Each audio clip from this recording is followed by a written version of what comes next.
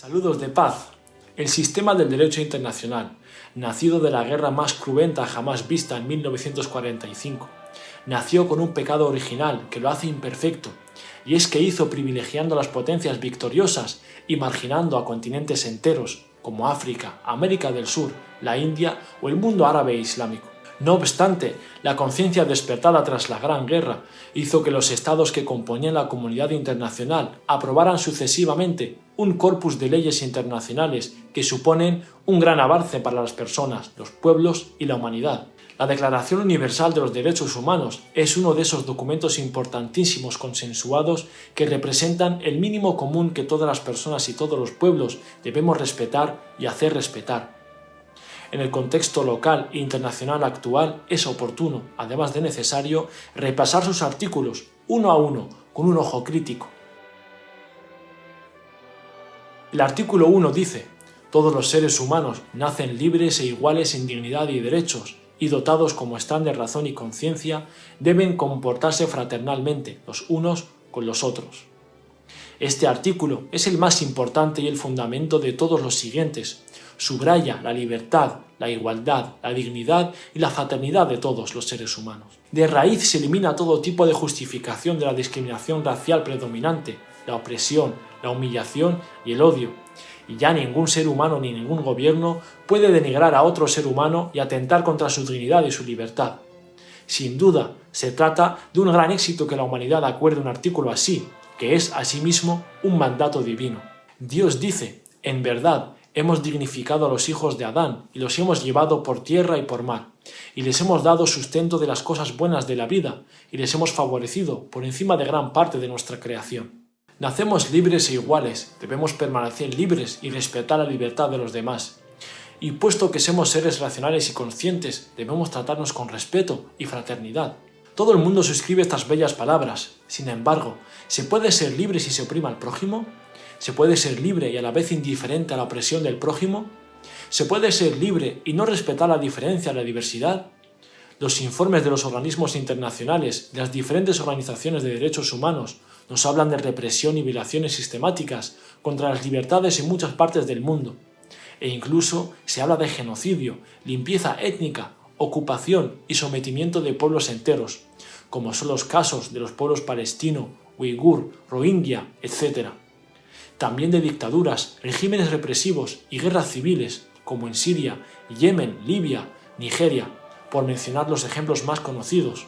Asimismo, los presos políticos tantos que no se pueden contar.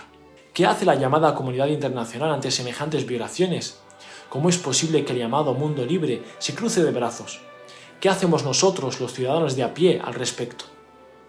La conciencia despertada tras la Segunda Guerra Mundial tuvo como consecuencia la liberación de varios pueblos del yugo del colonialismo europeo directo. Pero no de todos. En Palestina sucedía todo lo contrario. El mismo año de la Declaración Universal de los Derechos Humanos es el año también de la Nakba. A los palestinos se les privaba de su derecho a la libertad y a la independencia. Sufren una limpieza étnica en la que el 70% es expulsado de sus tierras, y los que permanecen tienen que someterse a una ocupación colonial racista que les sigue oprimiendo hasta hoy día. Palestina ha sido y es testigo de la injusticia del llamado orden mundial. Palestina es la ilustración de que no somos libres, ni somos iguales, ni somos dignos, ni mucho menos nos comportamos fraternalmente. Confundimos la libertad con la indiferencia, con el nihilismo, con el consumismo. Nuestros gobiernos se dejan guiar por los intereses económicos y geopolíticos. El instinto depredador y la lógica maquiavélica han vuelto a ser los protagonistas en detrimento de los valores éticos de los derechos humanos. El mundo libre, consternado por el holocausto cometido por los nazis, resulta que hoy es insensible al genocidio palestino. Las víctimas del nazismo ayer ahora son los verdugos. Los fascistas antisemitas de ayer resultan ser los aliados del sionismo hoy. Y todo en menos de 8 décadas. El mundo se encuentra actualmente ante una encrucijada. Sufre una crisis profunda en todos los sentidos. Avanza tecnológicamente a pasos agigantados en la misma medida que retrocede a nivel ética y humanamente. La Carta de las Naciones Unidas empieza con las siguientes palabras: nosotros, los pueblos de las Naciones Unidas, resueltos a preservar a las generaciones venideras del flagelo de la guerra que 2 veces durante nuestra vida ha infligido a la humanidad sufrimientos indecibles. A reafirmar la fe en los derechos fundamentales del hombre, en la dignidad y el valor de la persona humana, en la igualdad de derechos de hombres y mujeres y de las naciones grandes y pequeñas.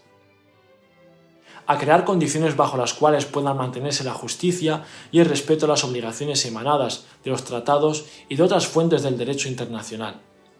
A promover el progreso social y a elevar el nivel de vida dentro de un concepto más amplio de la libertad, etc.